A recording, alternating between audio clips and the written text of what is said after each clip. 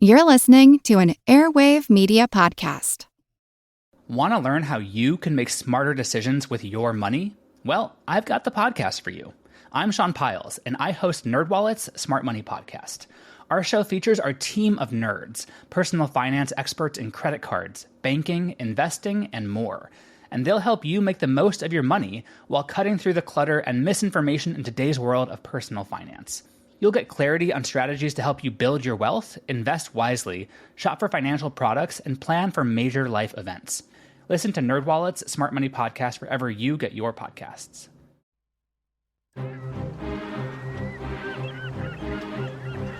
Hello, this is Matt from the Explorers Podcast. I want to invite you to join me on the voyages and journeys of the most famous explorers in the history of the world. These are the thrilling and captivating stories of Magellan, Shackleton, Lewis and Clark, and so many other famous and not so famous adventures from throughout history. Go to explorerspodcast.com or just look us up on your podcast app. That's the Explorers Podcast.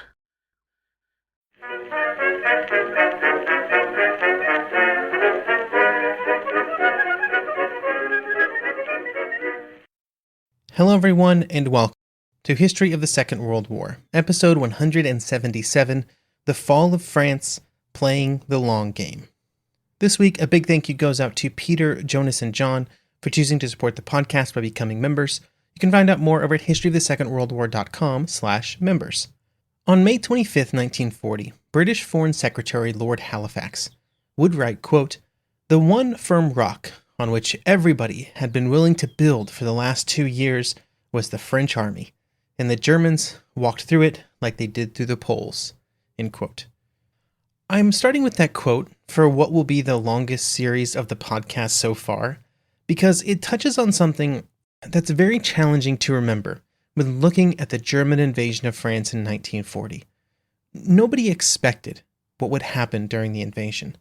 Everybody, including the Germans, considered the French army to be more than up to the challenge of a German invasion, and that they would eventually stop it, and that there would have to be a long series of attacks to achieve victory. But it would prove to be the exact opposite. With the benefit of hindsight, we could spend multiple episodes discussing the problems that were only made apparent as the panzers raced across France. But that would be a disservice to the actions of those at the time and the importance of the reputation of the French army on the decision-making of every leader involved on the campaign. Do not worry, those episodes discussing the causes for the French defeat will come later. There will be many of them. But instead, I think it's important to start this series of episodes with a discussion of the two themes that will be running throughout the next 32 episodes: the importance of evaluating decisions without the benefit of hindsight, and how powerful preconceived ideas can be in shaping the interpretation of information. The first theme should not at all surprise longtime listeners of the podcast. It's heavily discussed during the episode on the Maginot Line, which was released a long time ago as episode 61. But to refresh everyone's memory, when trying to evaluate decisions made throughout history, it's important to keep in mind that the people at the time that were making those decisions based on the information that they had available to them at the time. And they were also making those decisions without knowing the future outcome. For almost every event during the Second World War, we have far more information now than they did at the time, and it's important to keep that in mind. We know that the German attacks in Belgium were a distraction designed to hold the French in place in Belgium so that the panzer forces could cross the Meuse at Sedan and then push forward. At the time, the French leaders who were being asked to make decisions did not have a complete understanding of the German plans. In the modern day, we have entire books written about the subject. We're going to have an entire episode about German plans here in a few weeks. They didn't have that at French military headquarters in 1940. Along with this lack of information, the people making decisions did not know what the outcome of those decisions would be, and we do know what the outcomes are. This puts us at the risk of falling into results-based analysis, where we start evaluating decisions and actions based on the result of those decisions, which can never play into those decisions at the time. Going back to the previous example, we know that the French would not send sufficient reinforcements to Sedan to prevent the Germans from securing and expanding their bridgehead across the Meuse River, a critical decision for the course of the campaign. In hindsight, the French should have sent more troops to stop the Germans. But it gets a little less clear when you dig into what the French knew at the time and what they believed was happening based on available information. That's not to say that the French did not make mistakes, which they should be criticized for. They made some mistakes, and they made some real big mistakes. But some of them are at least a little bit more understandable when the context of those decisions are taken into account. The second theme of these episodes is the power of preconceived ideas, particularly as that power relates to analyzing incomplete data and filling in the gaps in that data. By its nature, military intelligence never provides a complete picture of the intentions of the enemy. It's generally just impossible to get to that level of detail, especially early in the Second World War, when the ability to gather information was not as advanced as it would be in the years and decades that followed.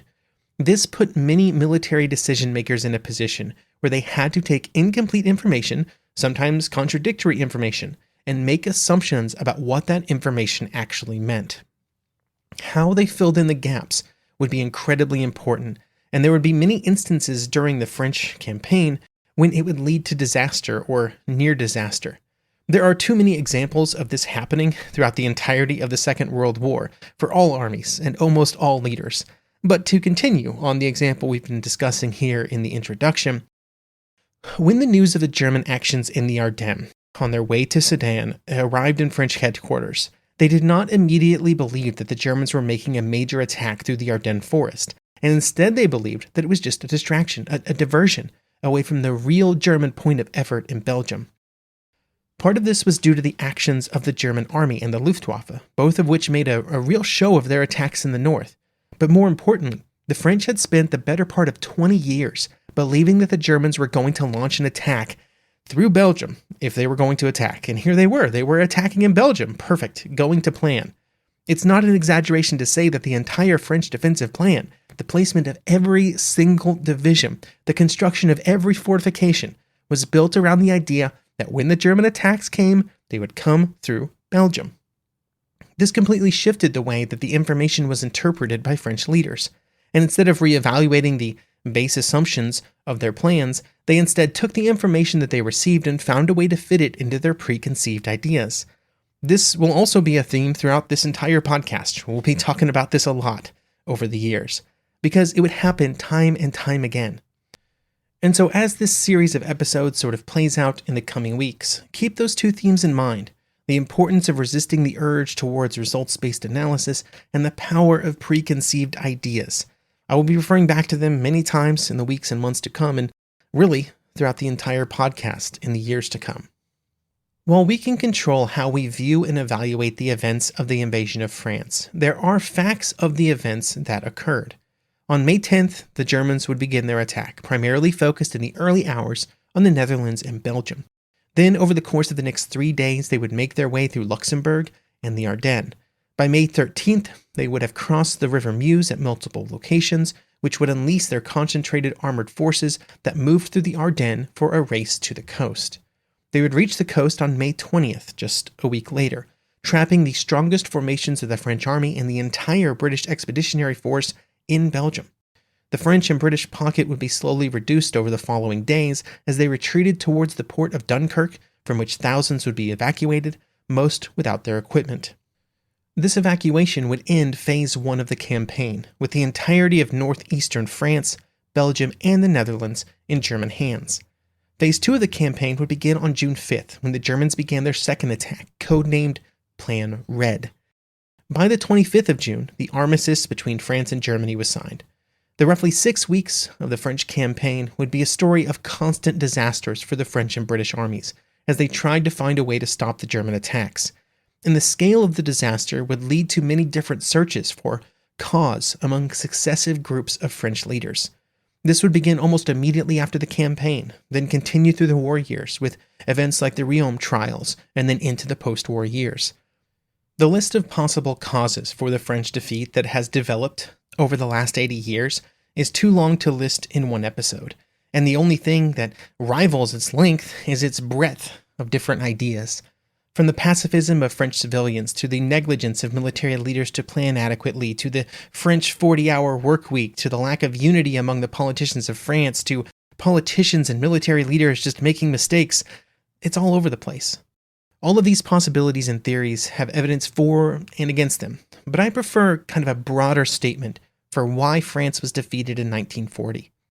During the years before the war, and into the months of inactivity after the invasion of Poland, and then through the 6 weeks of invasion, French leaders, both political and military, simply did not understand what was going to be required of them to successfully meet the German challenge. This was often caused by a rejection or misunderstanding of available information. By not understanding the war that they were going to have to fight, they did not prepare adequately. And then when the war started, they chose a strategy which handed to the Germans the initiative, which played completely into the hands of the German military. A military, especially on the army side, built around taking the initiative and using it for all it was worth.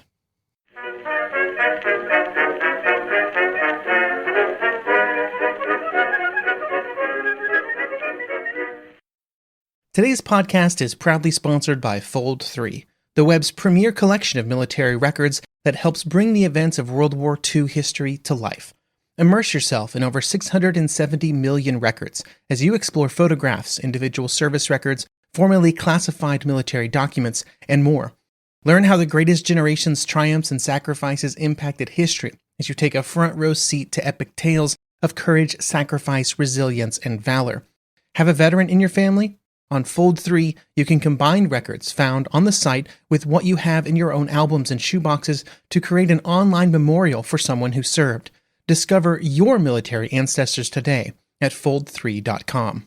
eBay Motors is here for the ride. Remember when you first saw the potential? And then through some elbow grease, fresh installs, and a whole lot of love, you transformed 100,000 miles and a body full of rust into a drive that's all your own? With over 122 million parts for your number one ride or die, you can make sure your ride stays running smoothly.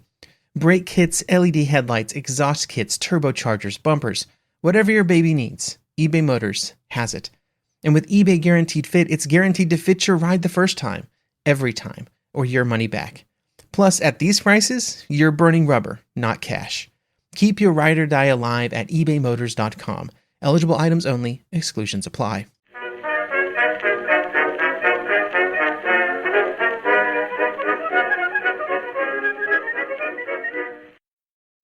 The period from the declaration of war by France and Britain on September 3, 1939, until the German invasion of May 1940 is often called the Phony War. This was a period during which the nations were at war, but neither side was making an active effort to attack the other along the shared Franco-German border. During this time, both sides in the conflict believed that delaying operations was to their own benefit and to the detriment of their enemies. For the German military, they needed time to subdue Poland and then move their forces west to prepare for an invasion, which they would delay until the spring of 1940, which allowed for not just replenishment but also an enhancement of the German strength in their land and air forces. On the British and French side, they used those months to increase the speed of their rearmament campaigns and to prepare for the German invasion that they believed would occur in the near future. On the Allied side, there was never any serious conversations about an attack into Germany, other than the small attack that would occur in the Saar region in the opening weeks of the war, which more closely resembled like a reconnaissance in force, which was ordered back across the border as soon as it encountered any German resistance. The Western Allies were preparing for a long war, and they had built their entire strategy around such a long war. They believed that if the war continued for many years, they would win, due to their global economic power and their ability to blockade Germany, just like they'd done in the First World War. All they needed was time, and to use that time to build up their forces. This basic strategic outline was reflected in the conversations among French and British leaders in the last months of 1939, during which there were three major topics of conversation: the events in Poland and then its quick defeat, the ongoing blockade of Germany and its effectiveness, and the search for allies in Eastern Europe to try and distract Germany from the attack in the West. The rapid defeat of Poland, with the main resistance coming to an end less than a month after the invasion began, came as a major shock to the Western leaders and threw off their plans considerably. The French Prime Minister Daladier would say after the war that, quote, "The collapse of Poland was unexpected and completely surprised the high command. General Gamlin had said he hoped the resistance of the Polish army would last over the winter, which would permit us to act in the spring." End quote. As early as September 12th, the French and British leaders had essentially written off the Poles. with the general belief being that there was nothing that they could do to help them, with, for example, Chamberlain stating in a September 12th meeting that, quote, "It was clear that nothing the Allies could do would save Poland from being overrun. The dispatch of such war supplies as was possible would certainly encourage their resistance, but the only real help for Poland lay in winning the war." End quote.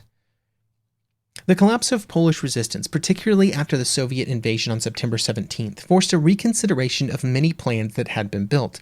This included administrative conversations during a September 16th meeting of the Supreme War Council, during which the topic of conversation was if shipments of supplies to Poland should be recalled or diverted to other nations in Eastern Europe. There were also more immediate concerns, with reports arriving as early as September 22nd that German military formations that had been used in Poland were already on their way west, although it would take more time for some of the major armored and motorized units to begin arriving near the French border.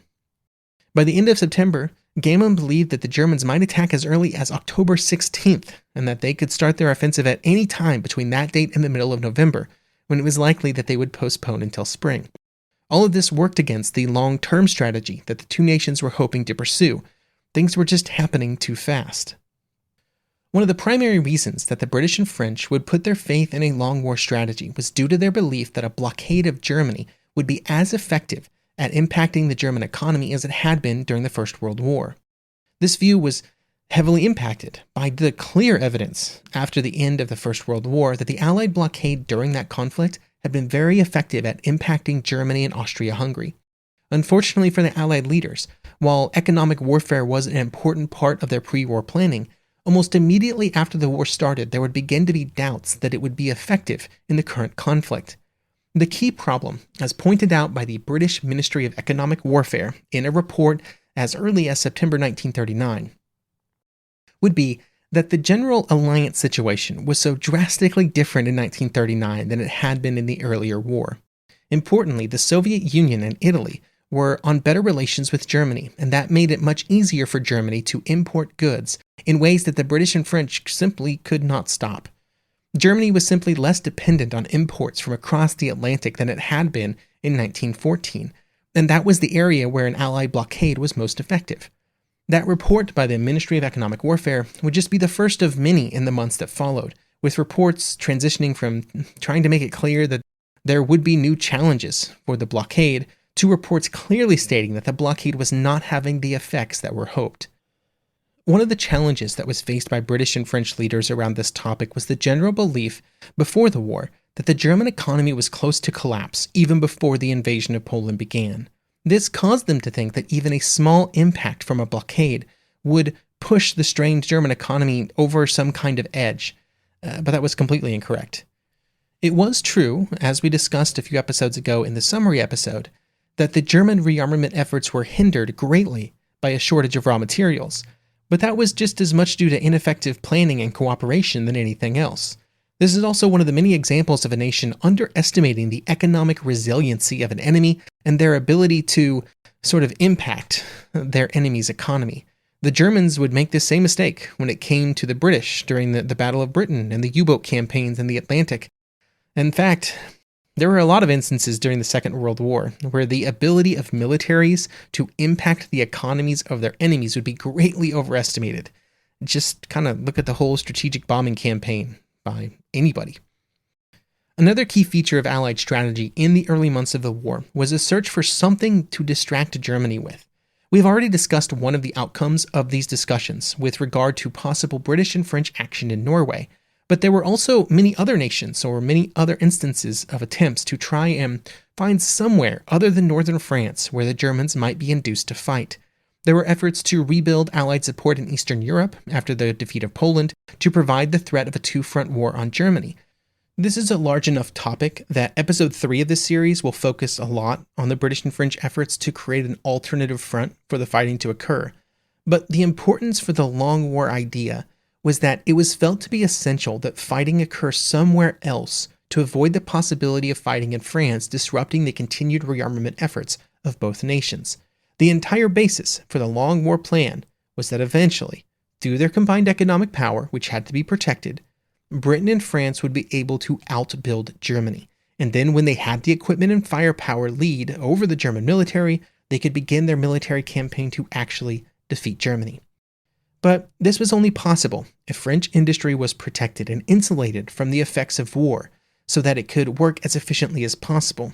Essentially, they had to prevent what had happened during the First World War, when so much French industry had fallen to the Germans in the opening weeks of the war.